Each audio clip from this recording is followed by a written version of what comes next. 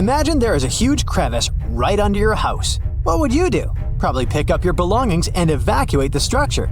This is what happened to one Kenyan back in 2018. A massive crevice formed almost overnight under his home. The man escaped to safety, but the event revealed a deeper issue, much deeper than most people thought. The crevice appeared after a month of heavy rainfall.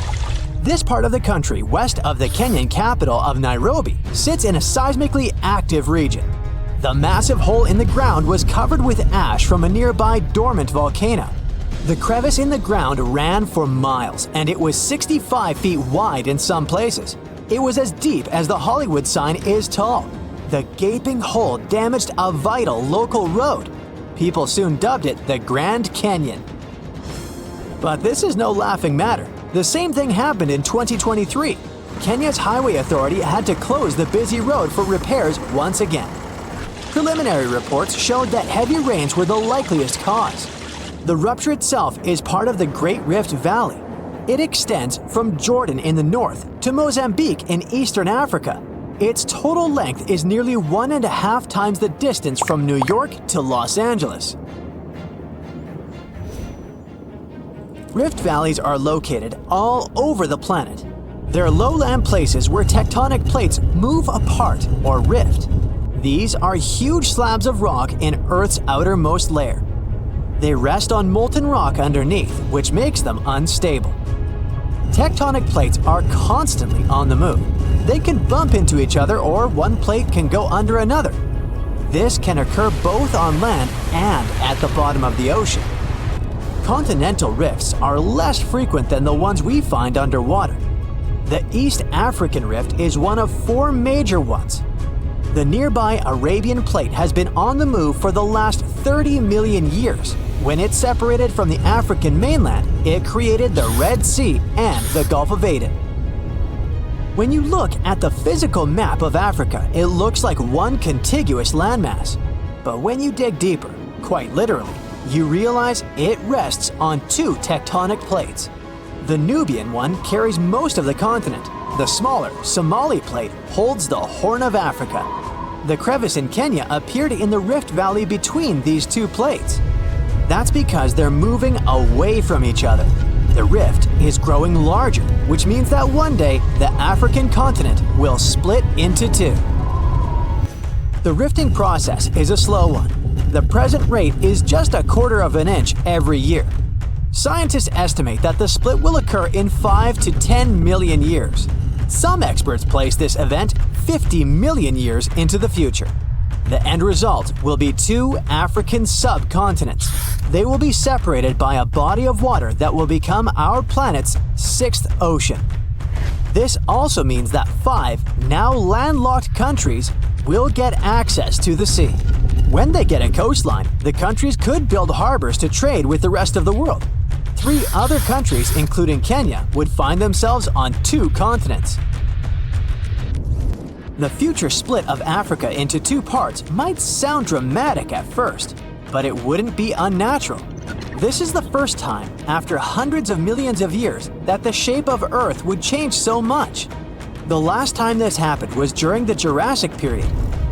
If you're now thinking of Steven Spielberg's 1993 blockbuster movie, you're right.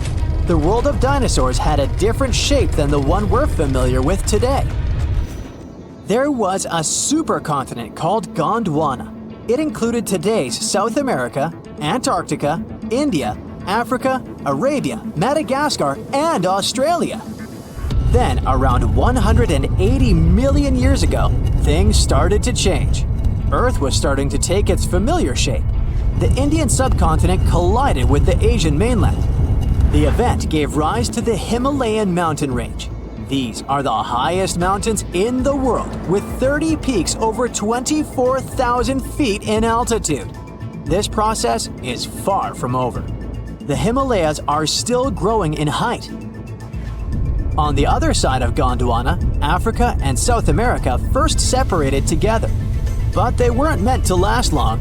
40 million years later, South America started drifting away from Africa. This created the South Atlantic Ocean. The evidence of this ancient continental drift is obvious to this day. If you look at the map of South America, you'll notice a bulge in its eastern part. That's the modern country of Brazil. On the other side of the Atlantic, Africa has a huge inland curve on its western side. The two act as pieces of a giant jigsaw puzzle. They roughly fit into one another. European scientists noticed this as early as the 17th century. Further research confirmed the theory that South America and Africa once belonged to the same landmass. This is only one part of the story. At the beginning of the 20th century, a German scientist came up with the theory of continental drift. He believed that all of Earth's continents were once part of a supercontinent called Pangaea. The name comes from Greek, and it means all of the Earth. Makes sense, doesn't it? It was surrounded by the oceanic ancestor of the Pacific Ocean. Some 200 million years ago, this gigantic landmass was home to many animal and plant species. Thanks to them, scientists could piece together what our planet used to look like. For example, Mesosaurus was a giant freshwater reptile that existed during the Cretaceous period. Paleontologists found its fossils in only two places, Africa and South America. The animal lived in fresh water, so there was no way it could have swam in the Atlantic Ocean. This pointed to the fact that it lived in a single habitat, rich in rivers and lakes. This would have been possible in only one scenario. The two continents that are now miles apart were once a single piece of land. Pangaea wasn't the only supercontinent in Earth's history. Continents came together and drifted apart several times throughout our planet's past. Researchers know of at least 3 times this happened. Pannonia formed 600 million years ago. Rodinia was an even older supercontinent. It existed 1 billion years ago. The driving force behind all these changes was tectonic activity. Plates deep beneath our feet have the ability to create new land and oceans. This is what's happening in East Africa right now. This activity is most evident at the bottom of the sea. Molten rock rises from deep within the Earth to create new seafloor. The process is called seafloor spreading. It happens along underwater mountains called ridges. One example is the Mid-Atlantic Ridge. I think you can fairly accurately guess its location. Over time, the seafloor grows wider here. This has an effect on the continents on both sides of the ridge. Seafloor spreading causes continents to move away from each other. Right now, North America is moving away from Europe at a rate of 1 inch per year. This doesn't seem like much, but give it 50 million years and the Americas are gonna bump into the western part of Asia. The two landmasses will form a new supercontinent. Geologists from Yale University have a name for this land, Amasia. Talk about rushing before the ore. They ran a series of computer simulations to see what Earth would look like millions of years from now. The new continent is likely going to form somewhere around the North Pole. But don't go shopping for winter clothes just yet. The time frame for this event might extend to 200 million years into the future. Experts explain Africa is splitting in two, and it will look like this. Up close, the process is even more shocking, with a massive crack stretching from Mozambique in the south to the Red Sea in the north. This gap keeps growing every year, tearing apart the land and destroying homes. Now, specialists believe the continent could split much sooner than we expect. Africa is breaking apart because of the Somali Plate movement. Think of it like a dramatic breakup happening with tectonic plates. On the east side, there's the Somali Plate. On the west, we have the Nubian Plate. And during this breakup, the Somali Plate just wants more space, so it's pulling away from the Nubian Plate. This movement is forming the East African Rift, a region where tectonic plates are splitting apart, magma keeps rising from deep below, and a bunch of active volcanoes are being born. So this place is hot, with daytime temperatures that can soar to 130 degrees Fahrenheit, and at night they cool down to 95 degrees. Inside this hot zone, we have the Afar Triangle, also known as the Afar Depression, and its geology is fascinating, as the rifting process is causing valleys, faults, and deep cracks to form in this region. Take, for example, this massive 35-mile-long fissure in Ethiopia's desert. It's also so wide that a person can easily fit inside of it. But what's scary is this crack keeps getting bigger, growing about ½ an inch every year. The Nubian and Somali plates moving apart could also lead to a new ocean forming in Africa. This type of process isn't something new. About 150 million years ago, when dinosaurs were still around, a similar tectonic shift created the Atlantic Ocean. The continents were once all clustered together, but when a rift formed in what was Pangaea, it started pulling them apart, splitting the east and west hemispheres. So, a similar thing is happening with this gap in Africa. At some point, experts say the waters of the Indian Ocean might flood the East African Rift Valley, eventually creating a sixth ocean. Now, it's a pity you won't be able to swim in its waters during your lifetime, though. According to geophysicist Ken McDonald, who specializes in tectonic faults, this dramatic rupture could happen in 1 to 5 million years. Trust me, that's considered fast in geologic terms, and way sooner than most experts thought. Now, even though you won't get to watch Africa breaking apart, people there will still see and feel the signs. They might experience intense volcanic eruptions and strong earthquakes as this process slowly unfolds. One example is related to that scary crack in Ethiopia's desert we mentioned earlier. The fissure was created in 2005, after the area was hit by 2 volcanic eruptions and 163 earthquakes, each with a magnitude greater than 3.9. A crack this deep and long on Earth usually takes centuries to form, but in this case, it unfolded in just a matter of days. That's how powerful this event is. In fact, this kind of intense seismic activity can speed up the African splitting process, and that's why it's so hard to predict the exact time frame for the event. What we know is that people are already calling this new land the Nubian continent. If the predictions are right, it will include Somalia, Kenya, Tanzania, and part of Ethiopia. That's exciting and concerning at the same time.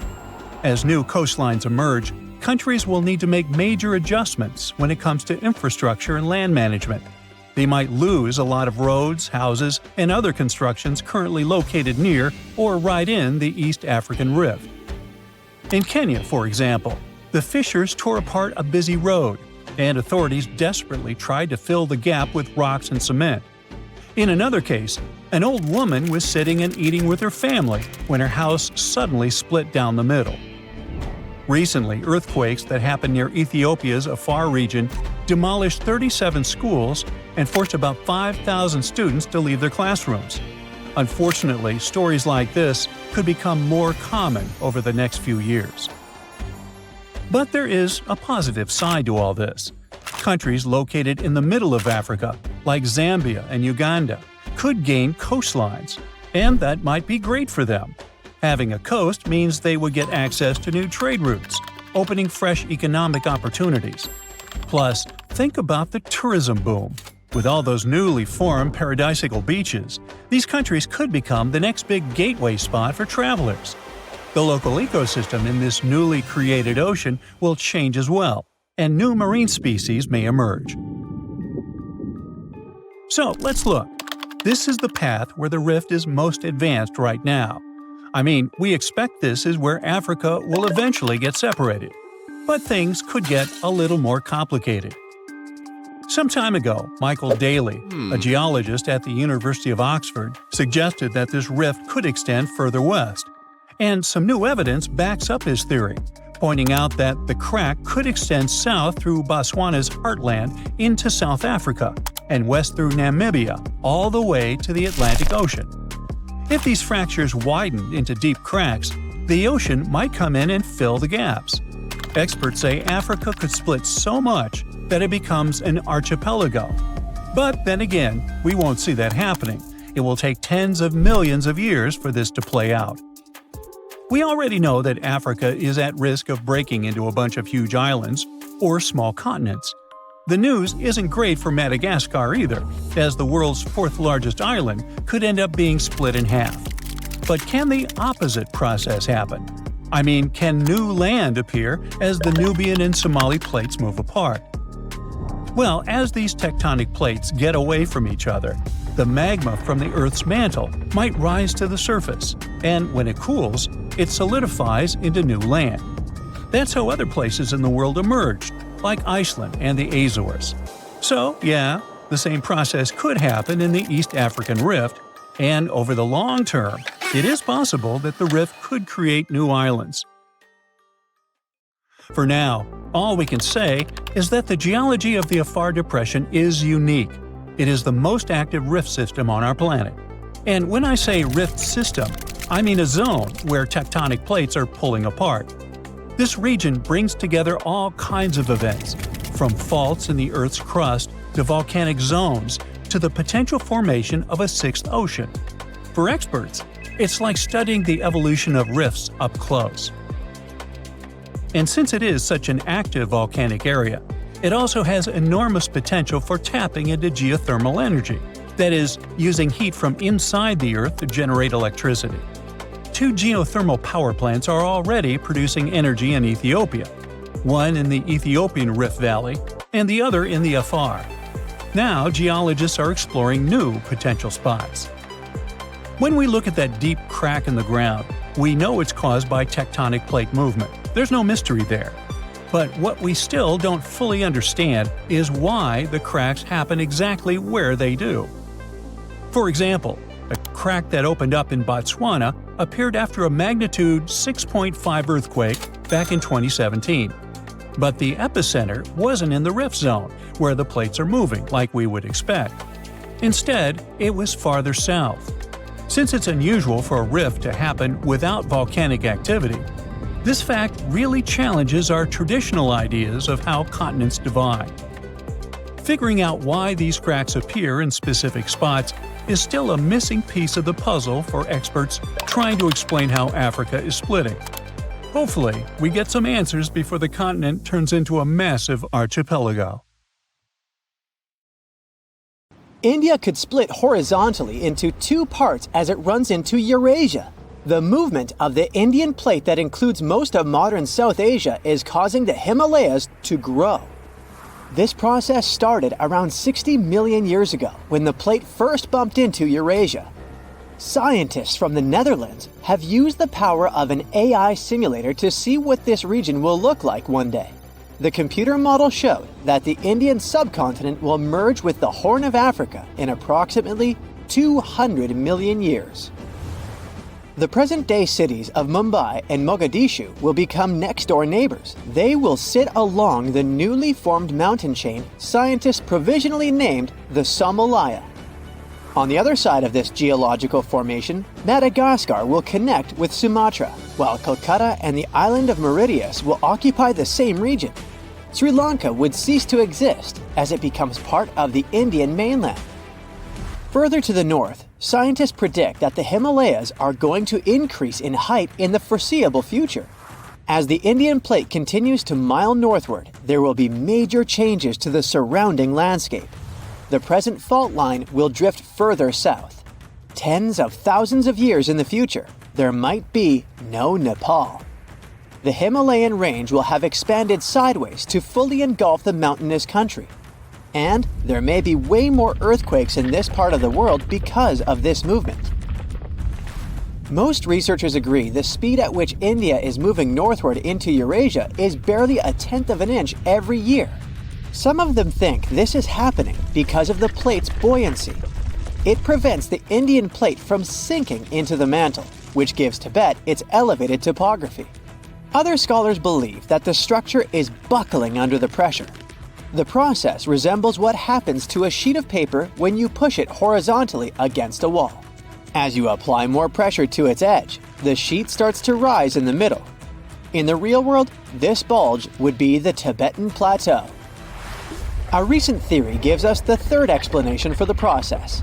Their paper still has to undergo peer review, but the findings are intriguing. The international team of researchers introduced a new concept, the delamination of the Indian plate. This term simply means the separation of layers in a material that is supposed to be bonded together. Think of a sandwich that has cheese and ham slices between two buns.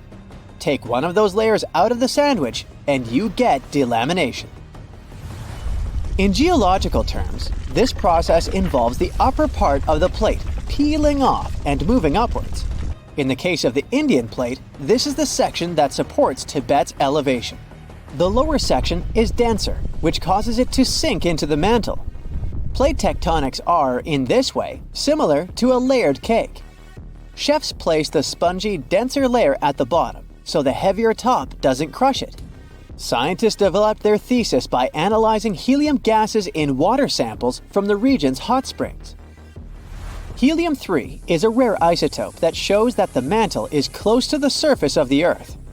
Researchers measured helium isotope ratios at 200 Tibetan springs. The pattern they saw shows how close the mantle is to the northern Tibetan surface. Further to the south, they found plenty of helium-4, another isotope, which means that the plate is intact. It forms a barrier that helium-3 cannot penetrate, except in one region near Bhutan, in the eastern part of the Himalayas. The seismic activity in the region is good proof that delamination, the sandwich theory, is all real here.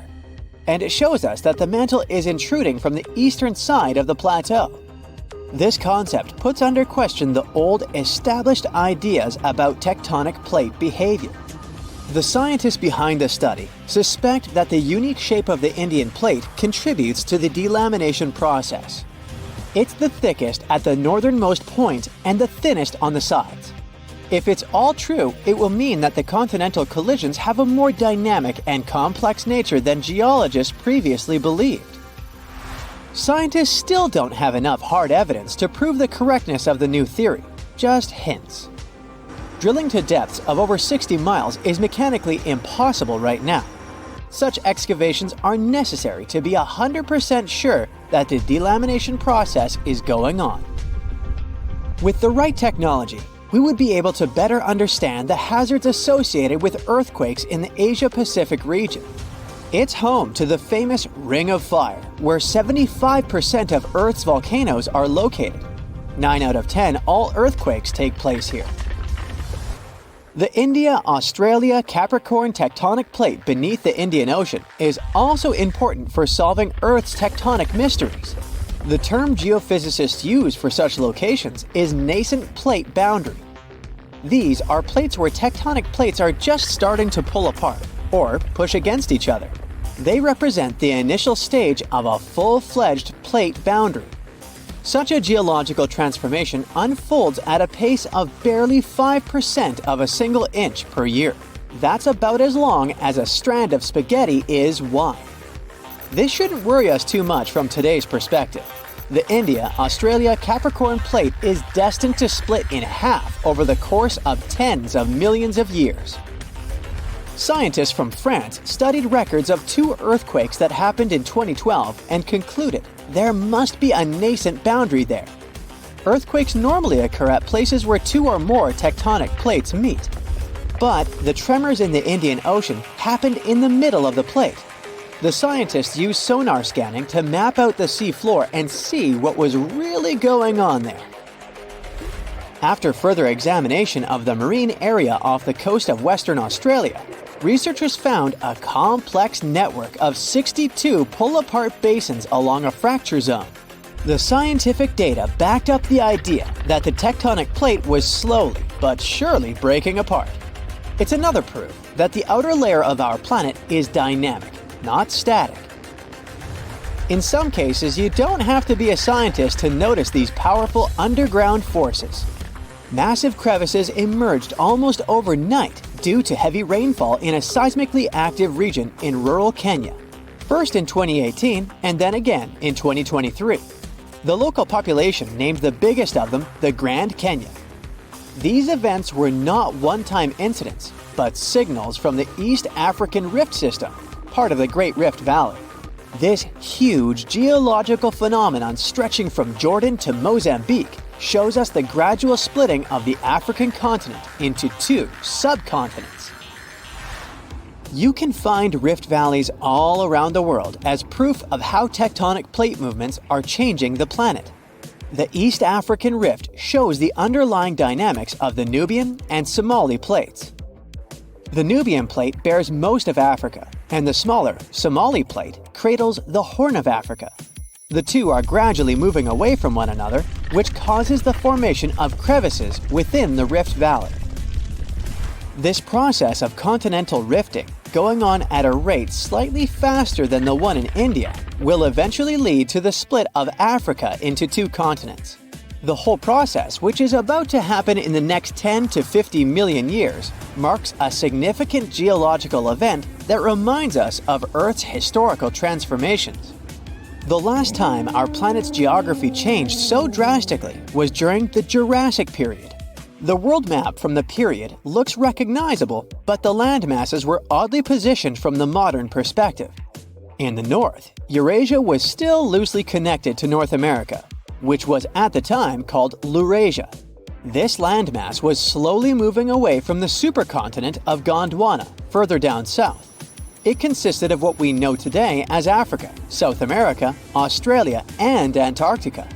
At the time, the Indian plate was closer to Madagascar than to Eurasia, as it is today.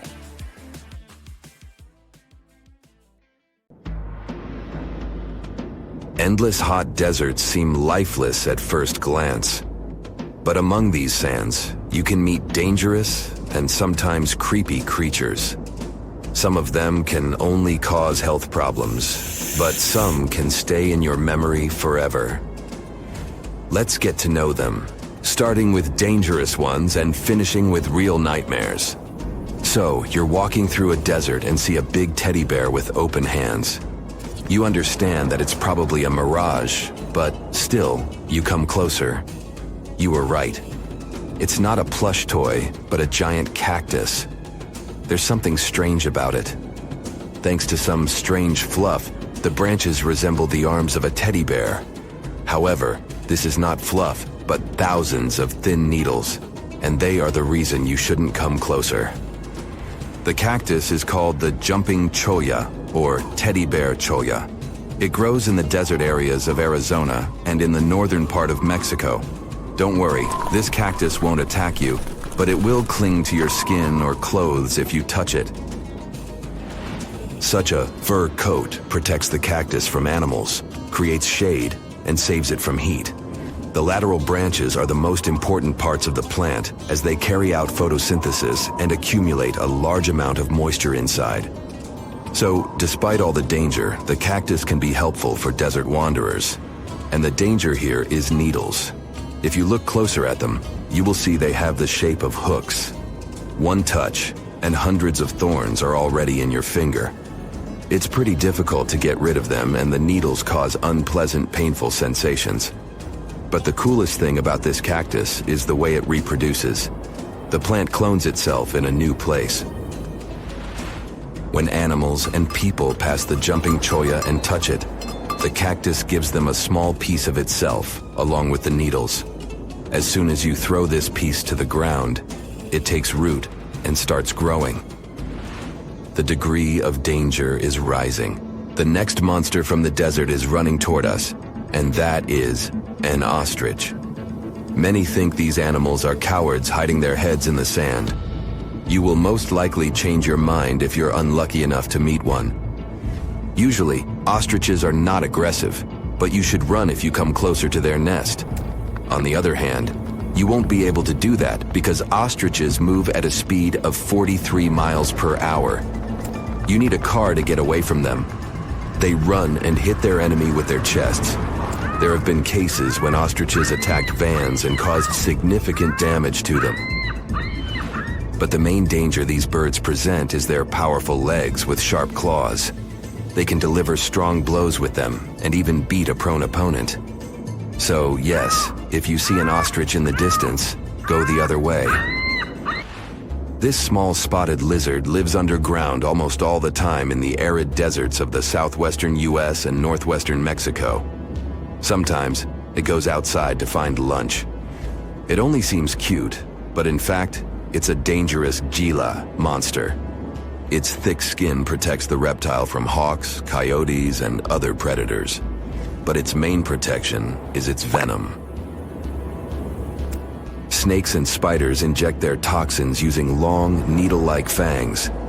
The Gila monster clamps down and chews the prey to spread the venom. And when it bites a person, it can keep its jaws closed for a long time. Getting rid of the animal is a tricky feat. People who have experienced the effects of the venom say it feels as if hot magma passes through the veins.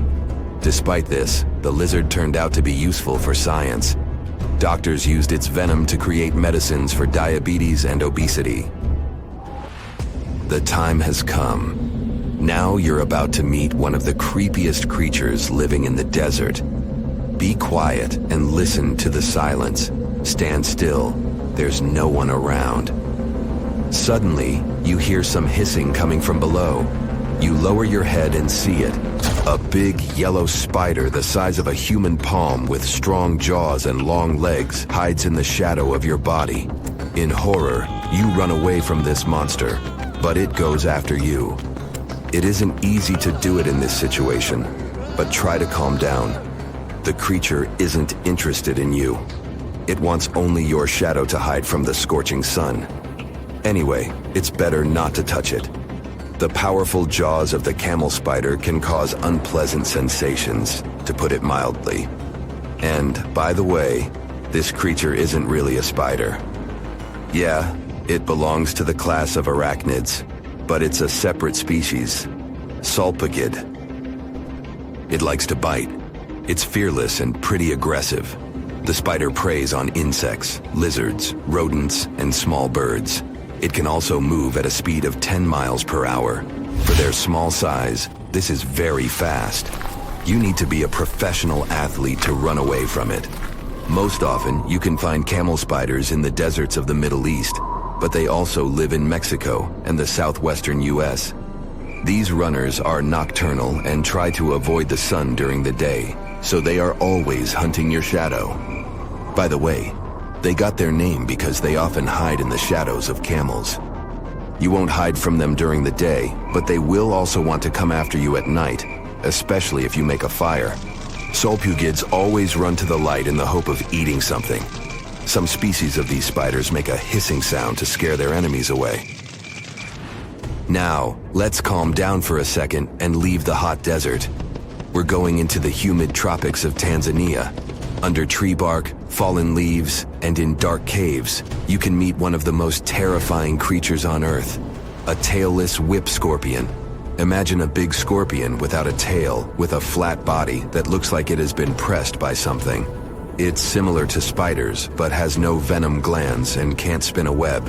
This monster is silent and fast, but the scariest thing is its 2 front claws, twice as long as the creature itself. Any prey it catches will never escape.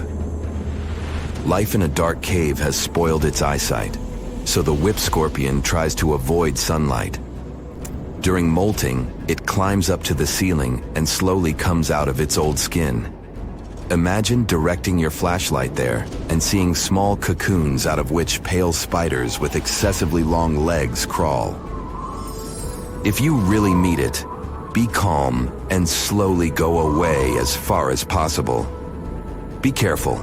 The flat scorpion can crawl under your clothes in a second and bite you in the stomach. And that's not the worst part. Okay, this is a joke. This pretty guy is one of the shyest and most harmless creatures among spiders and scorpions. It's afraid of you and will never attack. Many consider it beautiful and keep whip scorpions in glass terrariums. If you want such a pet, carefully watch it so that it doesn't run away from its house. If it happens, it will be pretty challenging to catch it again. In a matter of moments, it can get under your bed or go through gaps in the floor. Then it'll go to your neighbor's apartment through a ventilation system and scare people there. Okay, how about one more scorpion? It's not as creepy as the other creatures in this video, but it's the most venomous scorpion in the USA. This is the Arizona bark scorpion.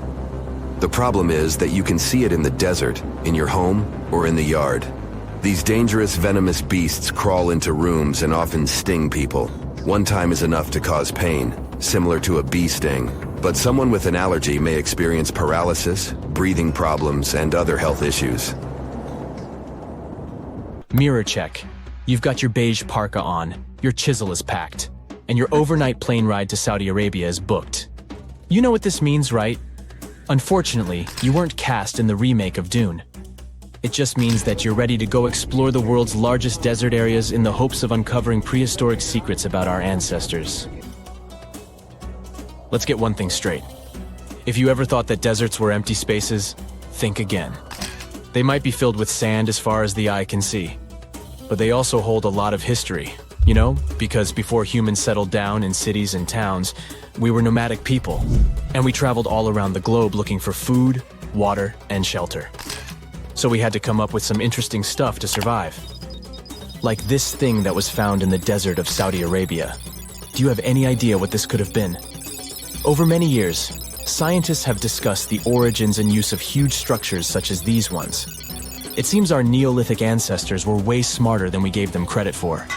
They didn't spend all their hours around the fire carving weapons out of stone. No, they were also practicing their architectural skills. These huge stone structures are called desert kites, because if you look at them from a distance, well, they sort of look like kites. Archaeologists have arrived at the consensus that these kites were used to lure animals in. This way, it would make it easier for our ancestors to guarantee their week's food. But that's not all. Take a look at these monolithic structures right here. They show us that our ancestors probably drew on rocks, the blueprint of what they were going to build on the ground.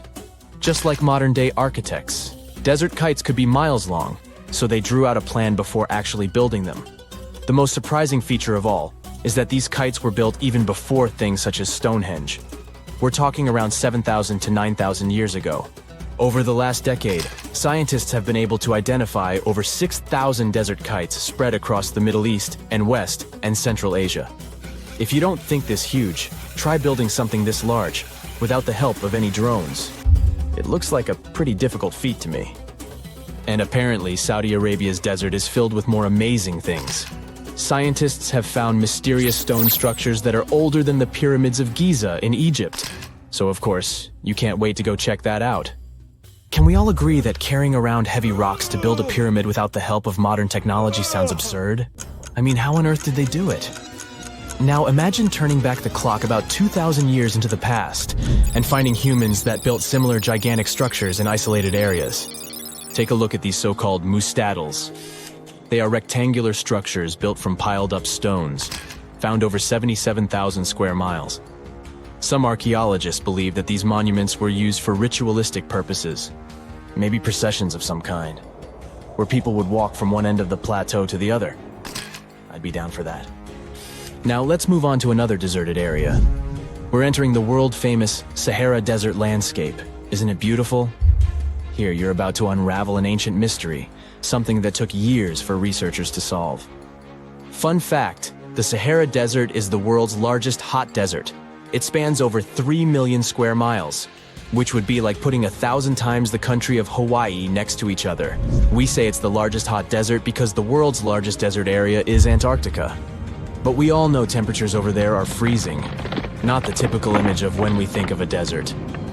Deep into the desert, near the Algerian town of Fougeret et Zoua, something strange was found. For decades, these tiny dots appeared on images of Google Earth, but nobody could explain what they were. Some scientists were sure that these circles are the result of oil activity in the region. Others guessed that these were ancient fogeras or ancient water wells. There are dozens of them, stretching for miles and miles in a straight line. The strange thing is that they are always far away from any town, road, or human activity in general. So what was or is their purpose? If you had to take a guess, what would you say? Remember we talked about how our ancestors had to be creative in order to survive in the desert? Let's try to walk in their shoes for a minute. Imagine you're a nomadic hunter-gatherer living in a desert area. You spend your days basking in the hot sun, trying to count all the grains of sand around you. But you also need to eat and drink water. But how on earth do you get water in a desert? Sure, you can hope to keep running into oasis every week or so, but that seems a bit risky, doesn't it? That's why North African people invented the so-called fogaras. The fogaras are a 2,500-year-old irrigation system. Locals would dig deep wells in elevated areas, wells deep enough to tap into underground water. Then, they would dig parallel shafts at regular distances. This way, the water would flow from the main well down into all the shafts and irrigate entire areas. Travelers could stop by the shafts and quench their thirst. They could also raise livestock and tend to crops. Pretty clever, huh? As much as these holes did look like fogaras, a little bit of research would show you that they're not. You see, these shafts were built in a line, and not in a circular shape like the ones we're looking at now. So maybe it has something to do with the second option? Maybe these desert holes were related to oil activity in the region? Let's have a look at the holes up close and personal. From Google Earth, they don't seem that big, but in real life, they are huge craters. The tip to uncovering what they are is hidden beneath the sand. If you were one of the researchers originally uncovering the truth behind this mystery, you would have found something unique hidden in the sand. Old dynamites and vintage sardine cans. Putting the pieces of the puzzle together, scientists found that these sardine cans were a model from the 1950s and 1960s. It seems that entire teams from that decade would camp out while they surveyed the area for oil. And what about the dynamites? These were used for seismic surveying. This is an old technique, used to identify if there is oil and gas beneath the Earth's surface. Still in North Africa, you find out about another desert mystery worth exploring. Near the city of Tiaret, southwest of Algeria's capital, one runs into 13 peculiar monuments. These structures are also called jedars, and yes, I am aware of how much that may sound like a Star Wars reference. They are pyramid-like in their shapes, and as far as scientists know, they were used as final resting places for the people who lived in the region. Can you guess who these were? Most likely the Berber nomads. And since we're talking about ancient stuff, they were probably built between the 4th and 7th centuries CE. Once scientists began to explore the insides of these monuments, they found they were pretty big inside. They found large underground vaults, chambers, and labyrinth-like corridors that gave way to over 20 compartments. It could take you up to 2 hours to walk around in them, and apparently our ancestors also used its walls to depict images of animals and hunting scenes. There's no definite proof of what these jedars were used for, though. This is so neat, huh? I'm sure that our world's desert is filled with many more mysterious things for us to unravel. I guess I'll see you next time so that we can continue our... Phew! This summer has been turning up the heat like never before. We feel like roasted marshmallows on a sizzling grill. Yes, the world is getting hotter, but some regions have always fought with high temperatures. It turns out people had some inventions to keep themselves cool in ancient times too. Some of them are still functioning, even 3,000 years later. Let's take a look at how people saved themselves from heat throughout history.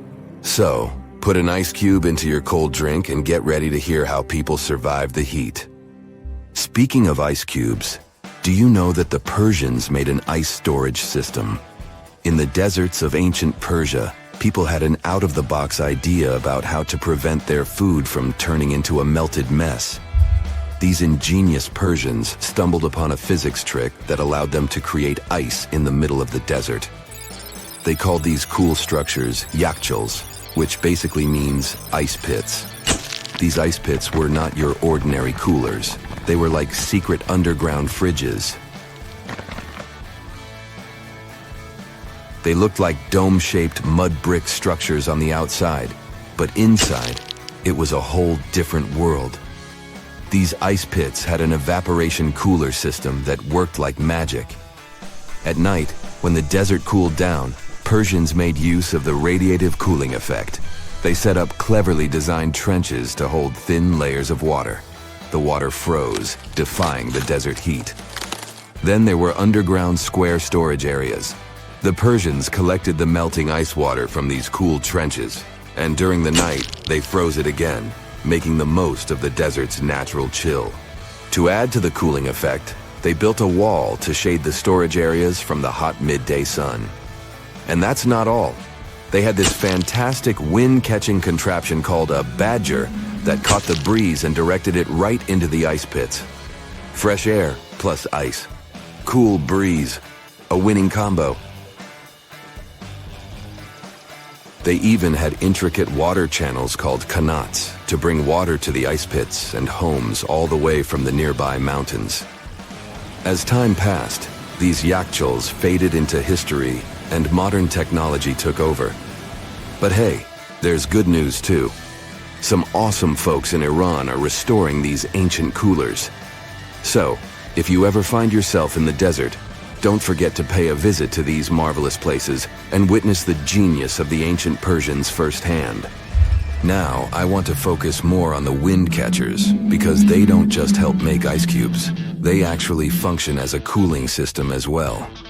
Back in the day, those clever architectural wonders were all the rage in places like Persia, modern-day Iran, Egypt, and the Middle East.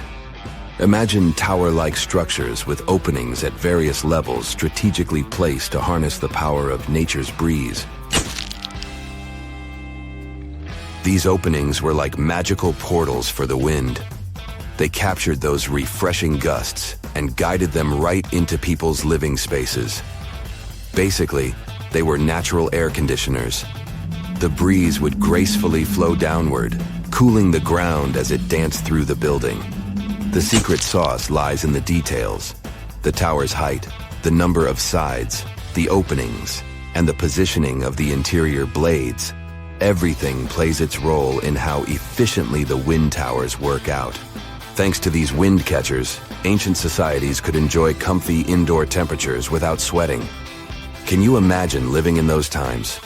Feeling the gentle breeze whisking through your home, keeping you feeling fresh and chilled out? The Persians are often credited for inventing these awesome wind catchers. But hey, don't forget about Egypt. There, you can find traces of similar structures dating all the way back to 1300 BCE. Yes, the invention of wind catchers may have occurred in ancient Egypt, but Yazid in Iran is the city with the largest number of wind catchers. People wouldn't have been able to live there without these ancient ACs because there was almost no rain in the area throughout the year. Now, let's look at these perforated double-skinned exteriors. Imagine dressing up a building with a fancy perforated screen. It's like giving its exterior a stylish makeover while keeping things chill inside. This genius technique, firstly, scatters the natural daylight, so no harsh sunbeams to blind you. The screen also offers shade like a pro, giving the building's interior a much-needed break from the blazing sun. Think of it as a natural sun hat for your home. Placing this screen about 4 feet away from the outer walls creates a breezy, dreamy hallway for fresh air circulation. And hey, they add a touch of elegance to the building too. These structures are sometimes called jali. Jaipur, India, for example, has an average daytime temperature of about 100 degrees Fahrenheit. So these structures are lifesavers. Jalis come in various forms, crafted from cement, earth, and wood. It's a cultural symbol deeply embedded in Indian architecture. You can find its captivating presence in iconic historical buildings like the majestic Taj Mahal and the Grand Red Fort in Delhi. But hey, it's not just a thing of the past. It's still rocking modern architecture scenes, and its charm has sparked creativity in artists and designers worldwide. It adorns the building's exterior, its cross-section showing a larger opening on the outside and a smaller one on the inside. This is where the Venturi effect steps in to show off its physics prowess. As the air flows through the narrowing passage, it picks up speed, creating a difference in pressure between the inside and outside of the building.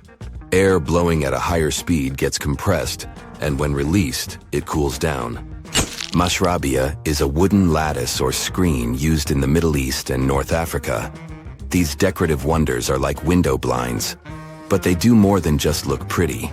They're smart too. They give privacy, shading you from the sun, and let fresh air and light in. Some people also add clay pots filled with water, sand, or damp straw to their designs. As hot air breezes through the holes, it also passes through the pot's porous surface. The moisture inside evaporates, cooling the air. This is a perfect low-cost technique for hot and dry climates. It's eco-friendly, and there's no need for electricity. Now, let's fast forward to today. Designers are getting creative, mixing traditional wisdom with modern tech. At the Al Bahar Towers in Abu Dhabi, they've got it too. Picture over 2,000 hexagonal panels that dance with the sun's movement, providing shade to the building's interior. Water evaporation was another secret weapon for ancient people. Simple, yet super effective. Plus, ancient Egyptians hung wet mats and curtains in doorways. When the air passed through them, it cooled down, providing a relief from the scorching sun. Ancient architects were the masters of maximizing airflow. They knew how to cross-ventilate and let hot air escape while inviting cooler air to the party. Speaking of ancient Rome, bathhouses were the place to be back then. It was like a community hub. People gathered to chat about politics, play sports, and, of course, take a relaxing dip. The frigidarium was the cool spot in Roman baths. After a steamy soak in the caldarium, Romans dashed to this giant pool to chill out. Then in some places, like Cappadocia in Turkey, people went underground to hide from the heat. They carved cozy dwellings in volcanic rock, harnessing the Earth's natural cooling powers. So the lesson here is simple. Architects and designers can create wonders by combining local traditions with smart tech. California's Death Valley boasts the highest officially registered temperature to date, with 134 degrees Fahrenheit in 1913. Meanwhile, Africa's sweltering record stands at 131 degrees Fahrenheit in Kebili, Tunisia, as noted in 1931. In Europe, the highest temperature ever documented reached almost 120 degrees Fahrenheit in Sicily in August 2021. Then, in 2022, the UK had the hottest summer of all time. You find yourself in Africa, land of unique wildlife, home to a great variety of cultures and languages, and, first and foremost, host to the world's largest hot desert, the Sahara. It's daytime, and you are thirsty for some water and shade. You've been walking for days, trying to find one of those precious-looking oases. You feel you're near, but the horizon just keeps stretching and stretching. Your mind is tired, and your body is feeling all the heat. It's like you've eaten a full plate of hot pepper and then some more, judging by how much you're sweating. And when I say hot, think 100 degrees Fahrenheit hot, on average. No wonder this is happening. After all, you find yourself in the world's biggest hot desert. Now, I say hot desert since the biggest deserted landscapes are actually the cold ones, located in Antarctica and the Arctic. I see Antarctica's frozen desert is more or less the size of 1 million LAXs. Yep, the Los Angeles International Airport. The Arctic desert is just a bit smaller than that. Now, in case you don't know, the Sahara Desert is located in northern Africa, stretching from the Atlantic Ocean all the way over to the Red Sea. It occupies an area large enough to place approximately 100,000 Disney World theme parks side by side.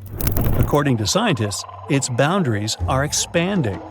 Deserts usually form in the subtropics because of what's called Hadley circulation. The air rises at the equator and descends into the subtropics. This circulation of air has a drying effect, which helps the formation of desert landscapes. Since the 1920s, the Sahara is considered to have expanded by over 10%. How is this happening? Well, let's start from the beginning. You probably know the Sahara Desert as one of the most inhospitable places on Earth today. Just FYI, for a place to be considered a desert, it has to receive less than 4 inches of rain per year. Due to the very small precipitation index, deserts are usually dry and arid places. There is little humidity in the air, and daytime temperatures can go as high as 130 degrees Fahrenheit. Usually, there isn't that much animal and plant life because of the lack of water. But in the Sahara's case, it wasn't always like that. It may be difficult to imagine northern Africa without the tons of sand it has today. But about 20,000 years ago, the Sahara was actually one big oasis. Recent discoveries show clear evidence of what the scientists now call the Green Sahara. In the mid-1800s, a German explorer crossing the Sahara encountered some paintings and engravings that nomad artists had left behind. What he saw in those paintings looked nothing like his actual surroundings. Instead of an arid landscape with only camels and desert vegetation, the rock paintings depicted jungle animals like giraffes and hippos. There were even images of livestock and grazing animals such as cattle and sheep, something that seems impossible for modern-day Sahara. Artists usually draw what they see around them, so this finding really intrigued the German explorer. The drawings were so detailed that the artists must have had close contact with those animals. You can find this rock art spread out in the northern part of the African continent, from western Sahara to Saudi Arabia. Geologists soon took a keen interest in this and found the first clues to what this could mean. They have been able to confirm that, in fact, northern Africa was once much wetter. They found evidence from nearby deep-sea sediment off the coast of Mauritania. Sampled cores of underwater sand and mud, known as Saharan dust flux, showed geologists that, indeed, a green Sahara was possible. The more dust is blowing off of the desert and into the bottom of the ocean, the drier the climate in the region. The sediment cores show that there was much less dust, only half as much, coming off northern Africa during the humid period. This period has to do with Earth's natural cycles. Normally, the Earth rotates at a tilt of 23.5 degrees, but this angle is not consistent and changes over time. Earth's tilt is responsible for the amount of sunlight each hemisphere receives. It affects several ecosystem functions on the planet. During the time of the Green Sahara, the Earth received between 4 and 8% more sunlight than it does today. So, when the Earth tilted about 20,000 years ago, the northern hemisphere received more direct sunlight, which affected humidity levels in the region. As the northern hemisphere got warmer, this affected monsoon activity, more specifically, the West African monsoon. Monsoons are wind systems that affect a region's rainfall index and humidity levels. As a part of the globe gets warmer, it allows for more air to rise. It combines with the wind to draw moisture up into the atmosphere. Little by little, northern Africa also became wetter. The increased moisture made the Sahara so wet that there were actual bodies of water in the region. As vegetation grew, the plants held onto moisture better than bare sand could. There is evidence of natural basins throughout the Sahara and lakes so big they would fit all of the U.S.'s Great Lakes inside of them. Archaeologists uncovered evidence of vibrant societies in what are now arid areas. It looks like ancient cultures were able to take full advantage of the African humid period. According to researchers, the human population peaked across the Sahara about 9,000 years ago. There are traces of fireplaces, hunting tools, fishhooks, and even mounds of fish bones. Records show that there have been over 230 green periods over the span of 8 million years. Solar radiation is always changing due to natural orbital cycles. That's why Earth will most certainly see another green Sahara moment. It might be thousands of years from now, but it will happen. The same way the Sahara turns green, it turns yellow again. Let's put it like that. All it takes is a significant axial tilt and a few years of readjusting. However, another phenomenon is calling the attention of scientists now. Recent studies by the National Science Foundation from the University of Maryland show the Sahara has expanded 10% over the past 90 years.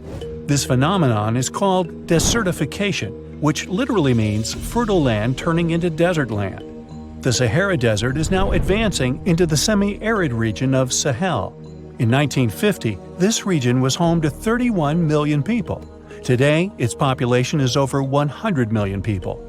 This rapid population growth has largely contributed to the Sahara's expansion. Farmers that were once nomads began settling down. Land usage grew more intense, aiding in weakening the soil. The demand for food has caused an overcropping of the land, so even more of it is turning into the desert now. The study also shows that natural climate cycles can affect rainfall in the Sahara and the Sahel. Scientists affirm that all deserts fluctuate, not only the Sahara. A desert's boundary may expand in the dry winter and contract during the wetter summer. South of the Sahara lies the Chad Basin. It is a natural body of water that now serves as an indicator of the Sahara's expansion. The Chad Basin is located in the region where the Sahara is advancing southward. An atmospheric and ocean expert from the University of Maryland explains that rainfall has reduced greatly in the entire region. Due to reduced rainfalls, there is less water across the entire basin, and even Chad Lake is drying out. Just like the Sahara, the Atacama Desert in Chile, deemed the world's driest, is also expanding. It is located north of the city of Santiago, and its southern border is expanding toward the Chilean capital. Because the climate is getting drier and drier here, the city of Santiago risks turning into an arid or semi-arid region itself. The once fertile valleys of local rivers that lived on agriculture and livestock for many generations are losing their revenues as Chilean land is turning into a desert. Since 2010, Santiago has received only a third of its annual rainfall. Outside of the city, farmers are digging holes in search of blue gold, or simply put, water. The situation here is very similar to that of Sahel. So tell me this, were you as surprised as I was to find out what has been happening in the Sahara region? Feel free to share in the comments below. Okay, let's try something together. Open any world map you have available. It can be the one you find in your bookcase or even an online version. Take a look at the vast area covered by water. That's 71% of the Earth's surface. And all that is salt water from the world's oceans. There aren't any borders between the four oceans we've all come to know, but oceanographers and the world's countries did traditionally split these waters into four distinct regions: the Pacific, Atlantic, Indian, and Arctic Oceans. And here comes the big surprise. The scientific community has recently recognized the fifth body of water. It's called the Southern Ocean, and three of the four original oceans border it. It circumnavigates Antarctica and the lower portion of the globe and reaches Australia and the southern portions of Africa and South America. What makes this ocean so special? How did the scientific community eventually recognize it? And more importantly, what mysterious creatures does it hide? Let's find out. The Antarctic Ocean, or the Southern Ocean, was first mentioned back in 1937 in the second edition of the International Hydrographic Organization's Limits of Oceans and Seas. That's a mouthful. Back then, this organization considered that it was wrong to consider the Antarctic Ocean as its own distinct body of water. Why? Well, because at that time, an ocean was defined as water surrounded by land, and not water surrounding land. However, they reconsidered it in 2000 and voted to include this ocean in the official list.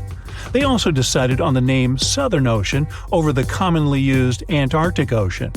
Finally, the organization concluded that the ocean should be considered as ending at the 60th parallel south latitude.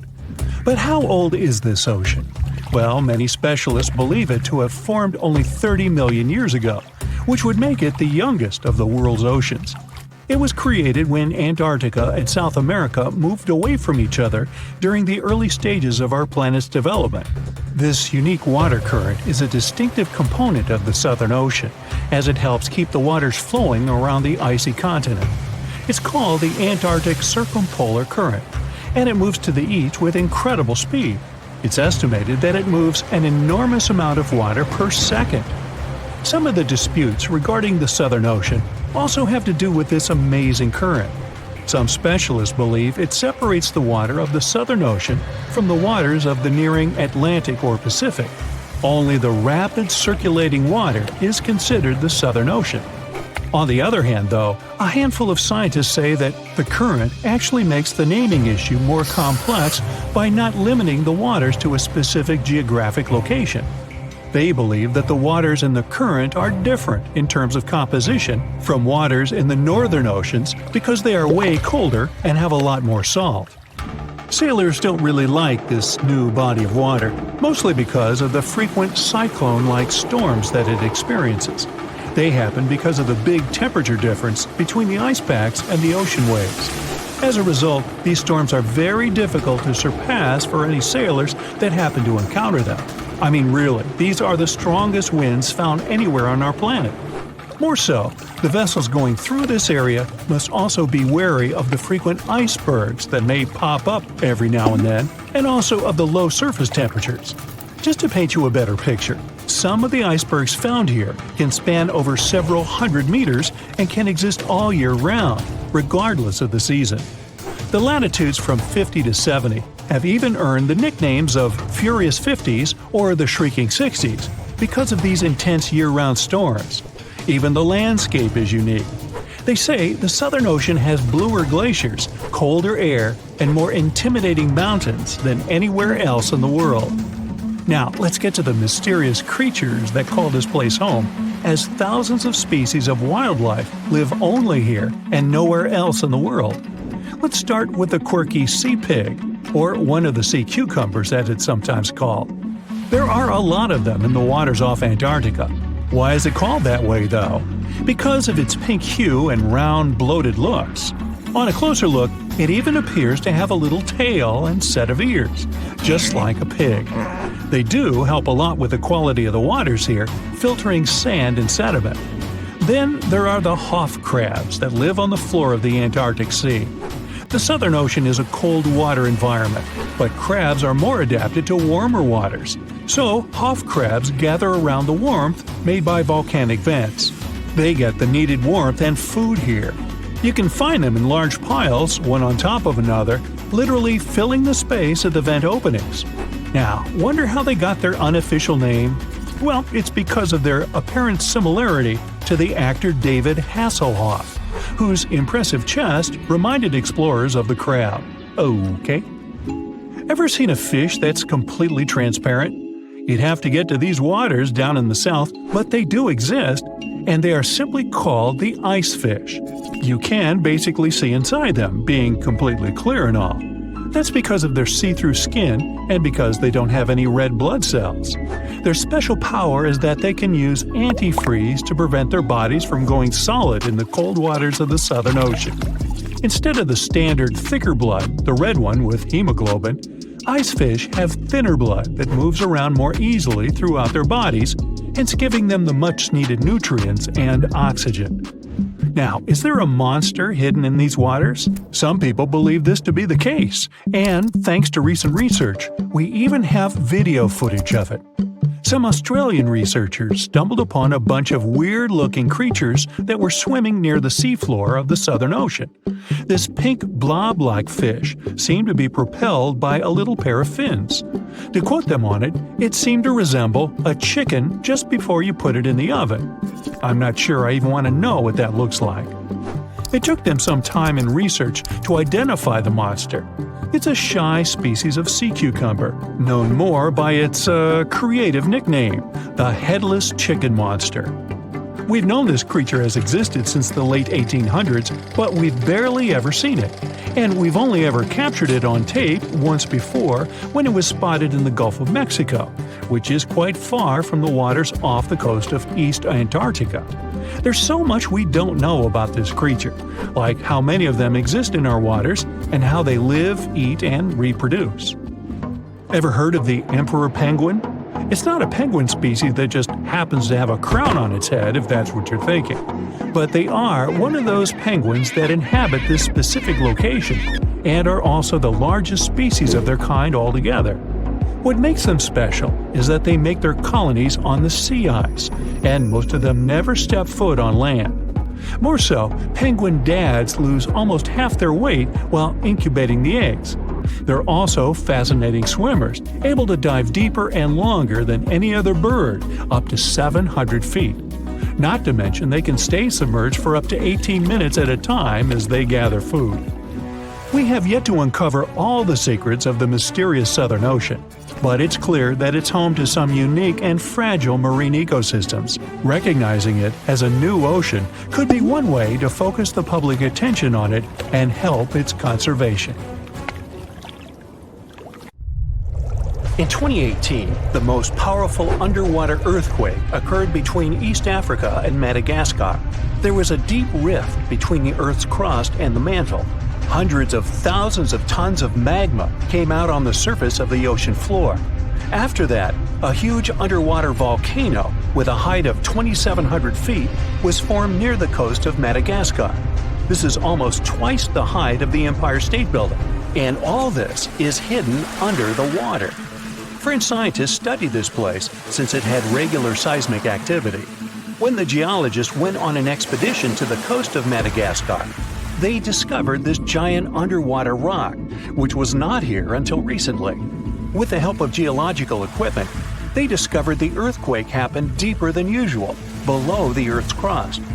Geologists created a special observatory to monitor the situation at this site in real time. Between February and May 2019, they recorded about 17,000 seismic activities below the ocean floor. Scientists had never recorded such deep earthquakes. This suggests that there are reservoirs and drainage systems inside our planet through which magma flows. It's like the veins and vessels of a living organism. The volume of lava the volcano spews at this place can be compared with the volcanic eruptions in the hottest spots of Earth.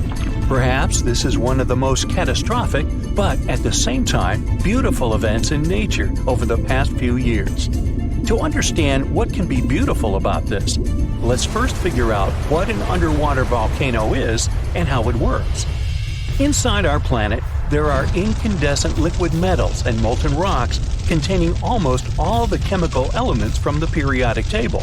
All this hot substance is called magma, which constantly flows in the planet's bowels.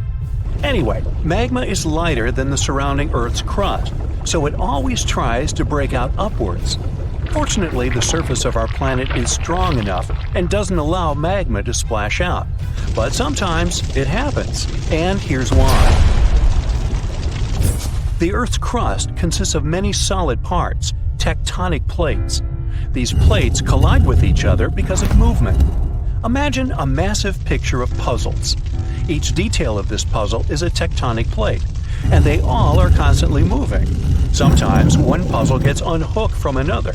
When this happens, magma immediately spills out of the resulting gap. And these places of faults with flowing magma we call volcanoes. When such a volcano erupts, a new geology begins. A splash of magma shakes the ocean floor. Lava and ash erupt from the inside of our planet. It causes a release of destructive energy of incredible power. But thanks to the water, such a catastrophe can go unnoticed. More than 70% of the seismic activity associated with volcanoes occurs underwater, and almost no one notices it. But inside the water, there's a total mess. Lava heats the water and destroys the seabed. The ocean in this area boils, and large air bubbles rise up. But the enormous pressure of hundreds of millions of gallons of water suppresses the volcano's destructive power. Molten rocks of the Earth's crust are pressed against the seabed. The ocean blocks the consequences of the disaster, but sometimes the eruption gets to the surface. Such a case occurred in 2012. Vast pieces of pumice, the size of a van, began to float up in the southeastern Pacific Ocean. There were hundreds, even thousands of them. It was more like a group of unknown islands. Volcanic rocks scattered in the ocean over an area twice as large as New Zealand. Scientists used deep-sea sonar apparatus on the remote control to determine the full scale of the disaster. They studied the seabed for a long time and found 14 craters that released lava. The researchers saw that more than a third of the erupted volcanic material surfaced and scattered throughout the ocean. The rest was scattered along the bottom.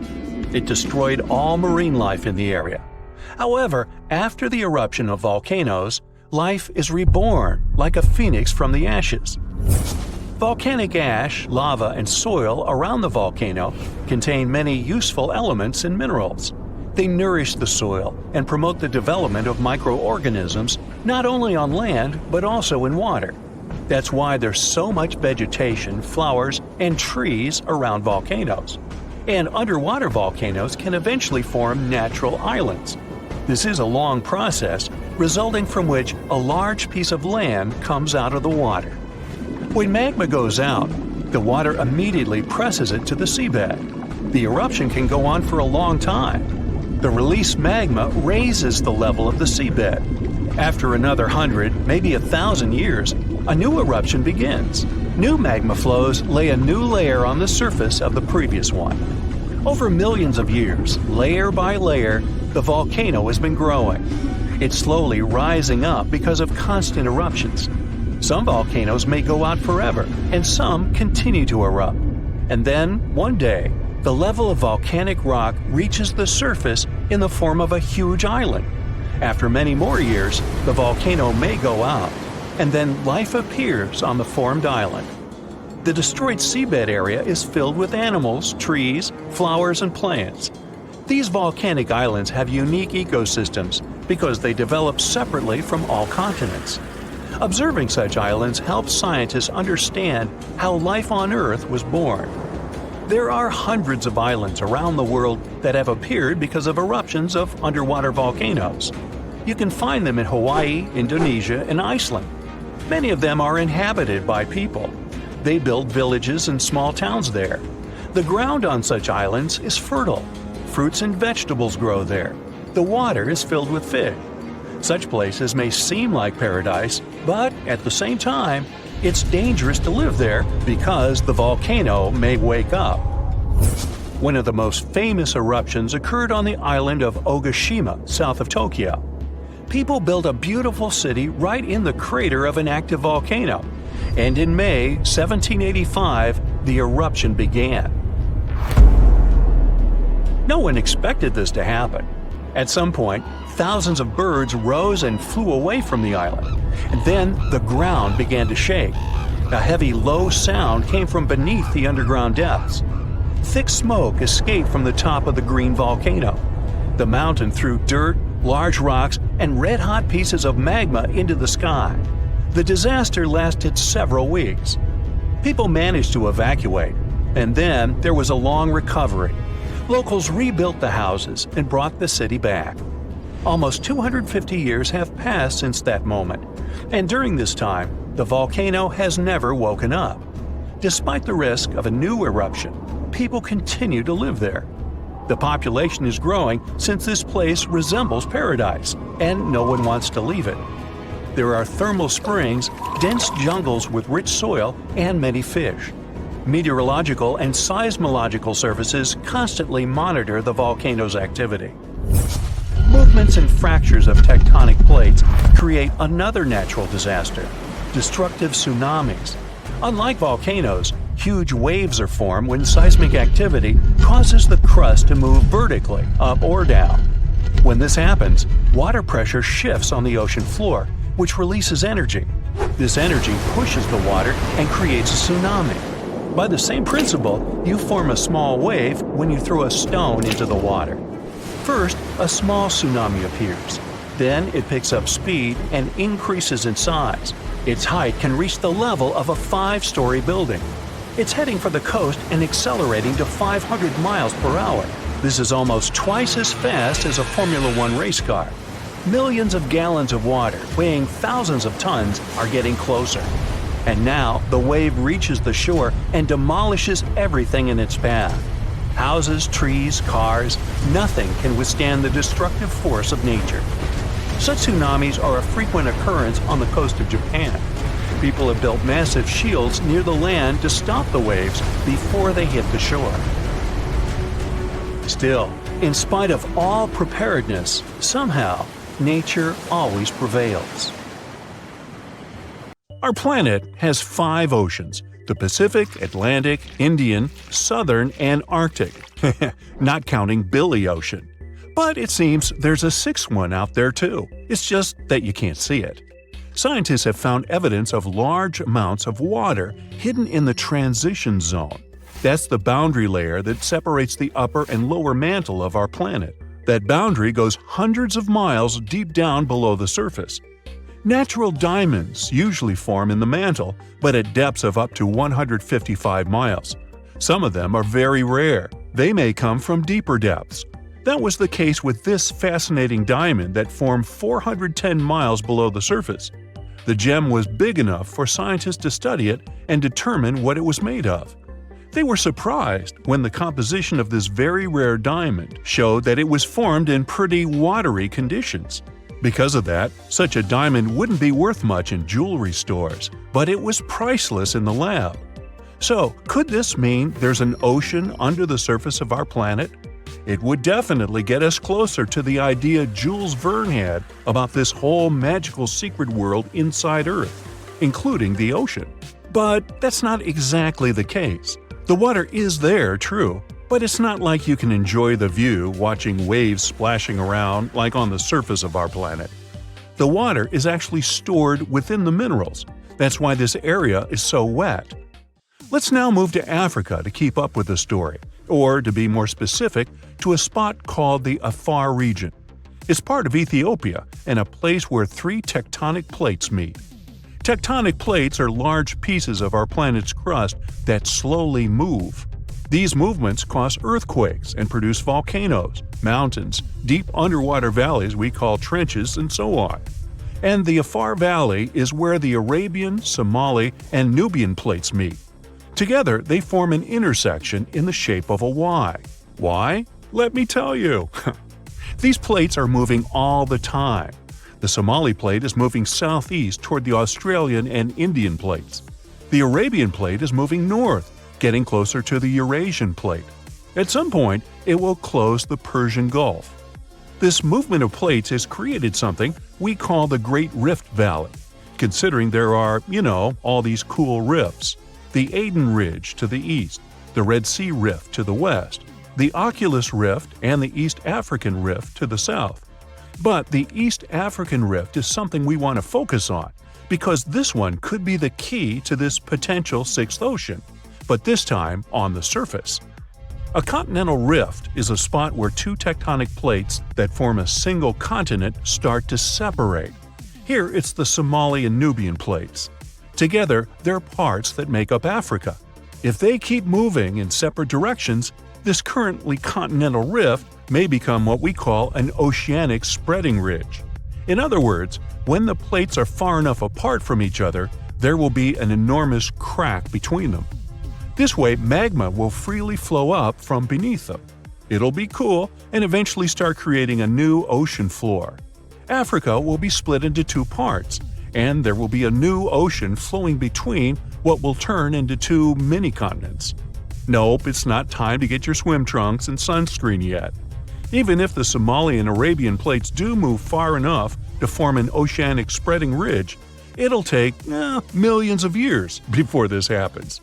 So I guess it's more interesting to stick to exploring this sixth ocean below the Earth's surface for now. The idea of subsurface oceans goes beyond the borders of our planet. It's possible many moons and planets out there have them too. Our home planet is the only one we know about with consistent bodies of liquid water on the surface, true. In our solar system, we circle around the Sun in something called the habitable zone. The temperature and atmospheric pressure within this zone allow water to remain in liquid form all the time. But a couple of moons in our solar system could also contain significant amounts of water under their surface. Enceladus, one of Saturn's moons, is the first one. Enceladus is a small frozen ball 7 times smaller in diameter than our moon, but it's the 6th biggest moon of Saturn. Nearly a decade ago, a spacecraft found evidence that there was a large ocean under its surface. It found and sampled water from the eruptions that resembled geysers. A geyser is a rare type of hot spring that erupts and sends jets of steam and water into the air. Like Old Faithful in Yellowstone? Well, this water was erupting through fissures in the ice at the south pole of the moon. That means there might be a liquid ocean under the thick layers of ice. The ocean there is almost nothing like ours. The ocean on Earth is relatively shallow, on average 2.2 miles deep, and it covers 3/4 of our planet's surface. It gets colder the closer you come to the seafloor, and is warmer if you stay close to the surface because of the sun's rays. But the subsurface ocean on Enceladus is at least 18 miles deep. It's cooler at the top because that part is near the ice shell, and warmer at the bottom because of the heat coming from the moon's core. But both our ocean and the ocean on Enceladus are salty. Enceladus is one of the few places in our solar system that has liquid water, which makes it an interesting spot to search for signs of life. Another one is Europa, one of Jupiter's moons. Scientists think similar eruptions of water could be happening there. Knowing there are such geysers there tells us these moons have their own source of energy. Maybe the energy that makes the water erupt comes from gravity or radiation. The same energy could keep a large body of liquid water under the ice. It could even support some forms of life. There are thousands of planets beyond our solar system that orbit other stars. Some are even in the habitable zone. Over a quarter of the ones that we know about could have liquid water, but the majority of them probably have oceans under their surface, like Enceladus and Europa. Pluto might be on this list too, since it's possible it hides a liquid ocean under its thick frozen shell. This subsurface ocean likely formed long after the dwarf planet did, after the heat coming from radioactive elements in Pluto's core melted some of its ice. There's also something called water worlds. Those are moons or planets with global oceans that are more common than we thought. I mean, some call Earth a water world too. 71% of its surface is water after all.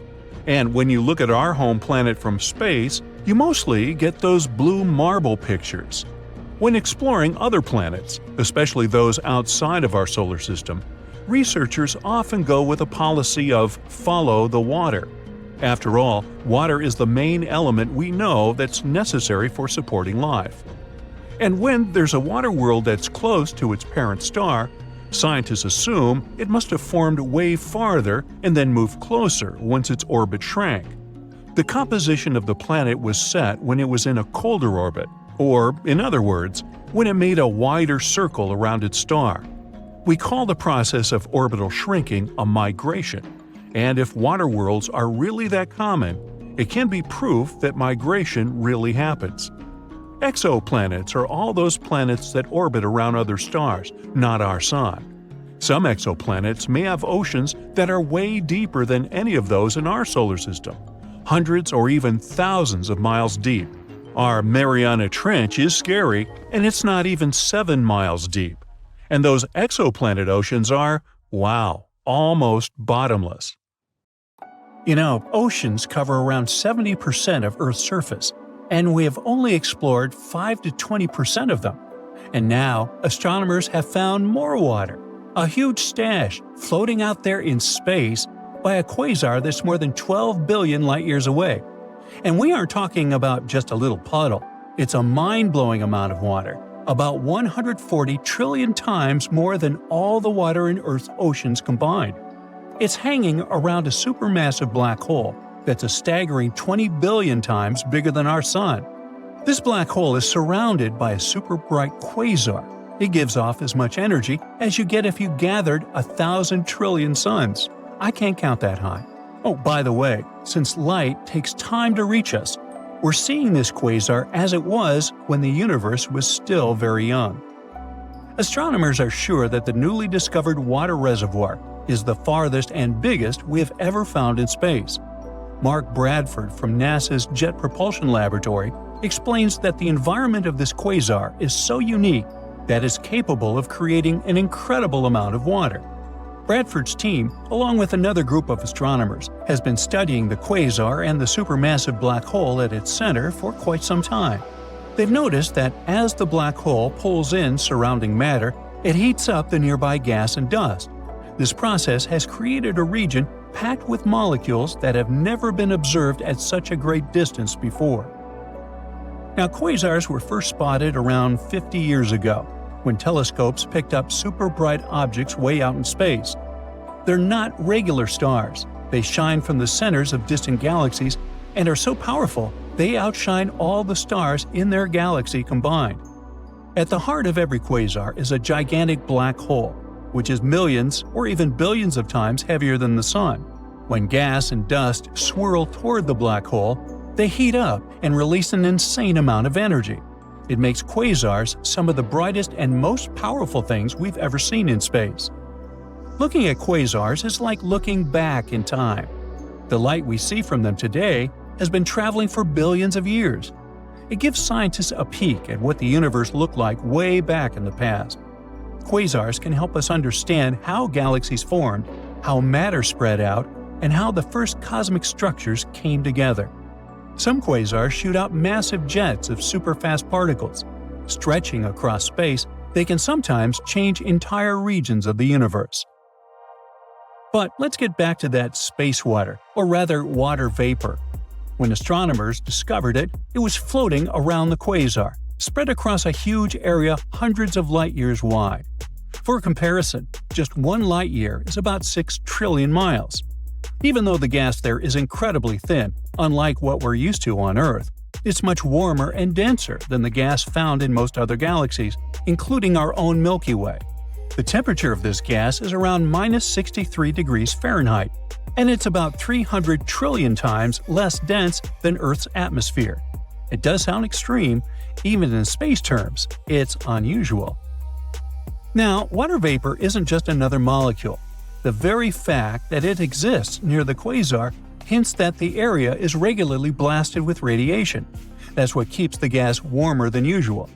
To add to the mystery, astronomers also found carbon monoxide and other molecules. In other words, there's plenty of raw material floating around. In the future, this gas could help the supermassive black hole grow even bigger, up to 6 times its current size. But that's just one of many potential scenarios. Some of the gas might get pulled into the black hole, some could form new stars, and some might even get flung out into space. Now, finding water vapor in such a distant quasar means that the basic building blocks of the universe have been around for billions of years. Water is crucial for life as we know it, so its presence so long ago hints that the ingredients for life existed much earlier than we might have thought. But water isn't just important for life. It also plays a key role in how stars and galaxies form. When giant clouds of gas cool down, water helps them collapse, making it easier for new stars to be born. But how did researchers even spot this massive cloud of water? In 2008, Bradford's team started looking for water in space with the help of a special instrument called Z-Spec. It was attached to a 33-foot telescope in Hawaii. To double-check their findings, they used another powerful tool, CARMA. That's a group of radio dishes in the mountains of Southern California. At the same time, a different team was searching for water using a telescope in the French Alps. In 2010, the second team found a small hint of water in the distant quasar. It was just one teeny-tiny signal. After that, Bradford's group detected more signals. It was all the proof we needed to conclude that an enormous amount of water was actually out there. Now, our floating cloud of water vapor isn't the only place where we've found water beyond Earth. Scientists have recently made a huge discovery. It turns out there are massive reserves of liquid water hidden deep underground on Mars. So, in theory, future astronauts could use this water to support missions or even make Mars a long-term home. But of course, there's a catch. This water isn't sitting in nice, accessible lakes or oceans. It's buried so deep inside Mars that we have no way of reaching it with current technology. Scientists have figured this out by analyzing seismic data from the Mars InSight lander. It picked up some strange seismic activity, and the best way to explain it is by these hidden water reservoirs. Mars still does have some water today, mostly as ice on or just beneath the surface. But that's nothing compared to the massive amounts of water the planet had billions of years ago. The big mystery is, where did all that water go? Scientists think it could have either escaped into space or moved into the planet's interior, where it might now be trapped as liquid reservoirs or ice deposits. The problem? We have no way of measuring how much water Mars lost. So for now, that question remains unanswered. Earth's moon has water too, but not in the way you might think. Instead of lakes or rivers, the moon's water is mostly frozen ice, spread out unevenly across the surface. The cold, shadowed poles are especially full of it, since they never get sunlight. A lot of this ice is also mixed in with lunar soil and buried deep underground, making it super tricky to get to.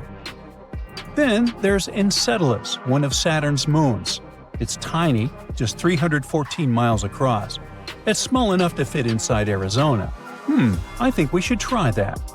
Anyway, when NASA's Cassini space probe arrived at Saturn, scientists expected Enceladus to be a barren, frozen world. But instead, They saw huge plumes of icy particles and water vapor erupting from geysers near the South Pole. That meant there had to be a massive ocean hiding beneath its icy shell, sandwiched between the Moon's rocky core and the frozen surface. The fact that this ocean is active and constantly sending material into space makes Enceladus a top candidate for future exploration.